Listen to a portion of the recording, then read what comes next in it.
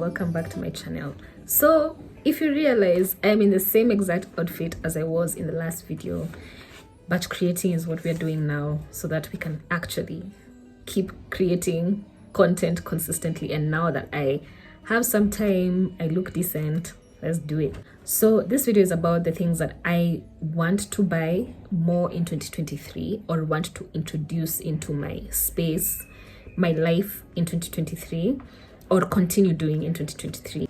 Let's use this. Now previously I have done wish lists really well and also really badly, in that I create a wish list and I stick to it and I'm really laser focused. This was when I was doing it well, and then there are times where I compromise. I'm like, it's not the same exact thing that I wanted, but it's close, so let me buy it. And then what happens thereafter is that I end up decluttering the thing. So when you're doing a wish list, it's really important to have like that. This is what I want, this is what I like, this is what I'm going for, this is the purpose of the thing. If I get something that's really close to it, okay, but if I'm compromising and I'm buying while knowing that I'm compromising, then does it make sense? Is that what I want to do? And with people like me, what happens is when I compromise, I often just declutter the thing. So now in this year, I'm hoping to be like more, I want loafers, I want them in black or brown. So when I find maroon ones and they're still pretty, I'm like, does this align to our goals? No. So yeah, so the first thing in my list are loafers. So I want the loafers to be neutral.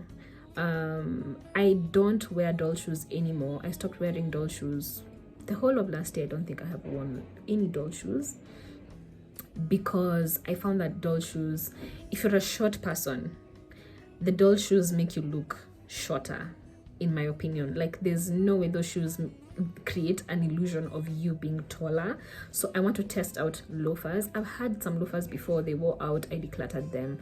But I think the loafers, if they're neutral, if they're black, brown, beige, or even white, I don't know, but yeah, black, brown, beige, if they're those colors, then they will be able to match with a bunch of things in my wardrobe. And I'm saying those colors because my wardrobe is full of those colors. So if I buy something maroon, I will likely not be able to wear it like with the rest of my clothes. Or if I buy something yellow, or you get green, jungle green, I could get away with, because my wardrobe has a bit of that. So I want those, because I need some shoes that are not sneakers or boots, but are like just easy and can be worn in a semi-official setting, because sometimes I am in a semi-official setting, even if primarily my wardrobe is casual. So I want loafers, neutral ones. I would love some sandals as well. I am obsessed with Birkenstocks. I have never gotten an original Birkenstock. If I do, I am buying it. I love how easy the shoes look, but sometimes you're in a more classic setting, so Birkenstocks don't really work properly. So I would like some more elegant, chic sandals. When you're size 36 or size 3, getting shoes can be hard. Like, even online shops don't sell an exact size 36 or size 3. I often have to thrift my shoes, which is okay, because when I do, sometimes I get some really good pieces. Like, there's some black loafers that I got, and I'll insert a video here, and I got them for like 400 bob on the streets of Nairobi, very randomly. They were brand new, and they're like, actually they're what are acting as my placeholder for loafers, but I want loafers, you know. Yeah, so I have 2 pairs of Birkenstock type shoes, actually 3. I'm supposed to declutter one. I'm just sitting with it a little bit more because I have been guilty of over decluttering in the past. So I just want to sit with it kidogo, then let it go. But it's at the back of my mind. So 2 pairs of Birkenstock type shoes. Those ones I think can last me a while before I find actual Birkenstocks, which I think I can. Secondhand mtush, of course, but yeah, I do want some more elegant, chic type sandals. Hopefully I get some curtains for my living room. Now I have a curtain box and I want to find out from my landlord if I can switch to a cutting rod, just because of how the cutting sits. Sorry, I was just waiting for my neighbors to like finish doing their thing. Yeah, so I have a cutting box and I want to transition to a cutting rod. I want to ask my landlady if I could install some cutting rods. I don't see why she would refuse, because it's for the benefit of her future tenants anyway. But just because of how the cutting sits, so how things appear visually really bothers me. And this is something that I've tried not to let bother me. But I repainted my living room. It's now this color, and I think it's okay looking now, but the curtains always get to me, because I'm like, why won't you sit properly? So I want to be able to switch out the curtains in my living room. And curtains are expensive, man. I'm just glad that my mom is able to stitch them for me. So all I need to do is buy the fabric and install the curtain rod, and I think I'll be set to go. But that's something that I really want to change in my home. Brown tote. I really want like a brown leather tote. I have a dark brown leather tote. Let me show you. It's actually what I'm supposed to be carrying today. I have a dark brown leather tote. I used to make bags, so this bag was like a test. I've been testing designs for this past year. I'm supposed to get back at it, but you know, I have this, which is not bad, but like I keep feeling like I want a lighter brown, a lighter shade. This is okay. It's what I use as my errand bag. It fits a laptop. It's great. But like sometimes I'm like, if only with what I'm wearing I had a lighter shade, and also I want a different structure but still a tote, that would be great. This is very achievable for me because I only need to buy the fabric, go to the tailor and get it done and produce more for my business. But you know, we're not talking about unfulfilled goals in this video. We are talking about things that I'm spending more on. So I actually want to spend more. I'm willing to spend a little bit more money on that tote so that I have it for long. So I really love bags, and I discovered that when you use the right fabric and when it's done properly, the bag can last you a lifetime. This one has already lasted me 2 years and it's still in really good shape. So there's just a few things I need to tweak here and there, and then I think I'll be good to get to like now start putting out more bags. So that's another thing I want to spend more money on, which is my business, or my business says. So right now my social media consultancy business is growing, and I want to spend some more money, like just making it better, and making it more sustainable. And I also want to go back to my bags business. But yeah, that one is hard for me because I'm very self-critical with the stuff that I make, and I always want to put out something perfect.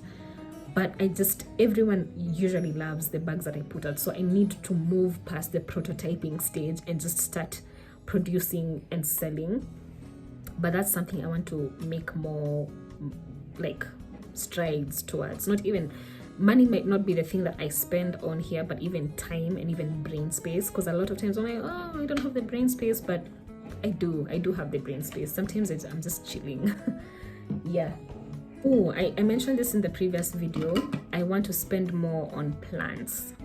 So I realized there are plants, or there are like spices that I like to use, like mint. No, mint is not a spice, is it? Whatever. Yeah, there are those plants that I want to use more often, like dania and mint, that I can grow out of my kitchen. That I just don't. I buy, and whenever I try to buy in bulk and store them in the fridge, they go bad, or I use just a bit of it, especially with mint. I love to use mint for like my drinks, especially like some lemonade, some juice. And mint is really cheap, if you ask me, like to buy. It's like 30 shillings for like a really huge bunch, but I never use up the whole bunch before it goes bad. I can only make so much juice. So by the time like I've used half of it on loads of juice, the other half is spoiled. And I'm like, this is wasting now at this point. So I want to be able to grow mint, especially so that I can just clip the parts that I need and then keep growing the rest and repeat the process that is one major reason why I want to buy more plants. I don't have to buy them. I could also just grow them and find ways to grow them myself, minus the money. But I do want some succulents and some low maintenance plants just to be around the house and make the house look a little bit more homey. Another thing that I'm going to spend more money on for sure is books. I love to read. I love that reading takes you to a whole different world in a different setting, and I feel like I'm able to travel through books. I know that sounds crazy, but the first time I had someone say that, I think it was Paulo Coelho, I was like, that is exactly how it feels reading some books to me. And so books, I've seen a lot of minimalists say that, you don't need to buy hardcover books, but I'm like, I don't enjoy reading PDFs on my phone, and when I read on my phone I get distracted and start doing other things on my phone. I also don't want to listen to an audiobook. I could try, but I'm like, I want to do that with podcasts, but something that I can sit down and read and like detach from technology with, I want to do that. So I want to spend more on books, or rather I want to acquire more books. If these books come as gifts and I don't spend money on them, perfect, wonderful. But yeah, so fictional books, romance. Do I like romance? I like teenage romance. Incidentally, I find it hilarious. So like John Green's books, I love. Paulo's books, I love. There's only one book that really disappointed me this year, but so I want to read more. I also want to read more African literature because I've seen people talking about it, and I'm curious. I've read Chimamanda's books, but I think as far as African literature goes, that's the farthest I've gone. So I want to read more of Chimamanda, read a little bit more of her books. I've read Americana, I've read We Should All Be Feminists. I tried to read The Thing Around Your Neck, but I bought a fake book, so I'd want to give that another shot. So I am yet to read Notes on Grief, Purple Hibiscus, Half of a Yellow Sun. I've not read. I've watched the movie already, so I don't know if I want to. And that movie was just sad. So I don't know if I want to read the book. Is it just me? But yeah, I feel like sometimes it's better if you read the book then you watch the movie, because when you watch the movie, because now I imagine if the movie was that sad, then the book is gonna be sadder, and I've had my fair share of books that make you sad and I don't want that. Like, no. There's a lot of books floating around. The Havoc of Choice is on my to buy list. I've seen a lot of people say that it's good. So yeah, those are the things that I want to spend more on. Oh, there's one major thing that I want to spend more in 2023. I keep saying 2022. Is it just me? I spent some money on last year that was so fulfilling, was experiences. I got to watch a number of live music performances. I was privileged enough to work in one music production, like music event production. It was so great. Not even just music, just like live performances, be it music, be it improv comedy in Kenya. And for me, seeing how far that industry is going and growing is so wonderful, and I enjoy it so much. I wouldn't say it's an avenue to meet people, because I kind of slide in and slide out, and I'm socially awkward, but like seeing that or experiencing that for me is so important, and I love it and I enjoy it.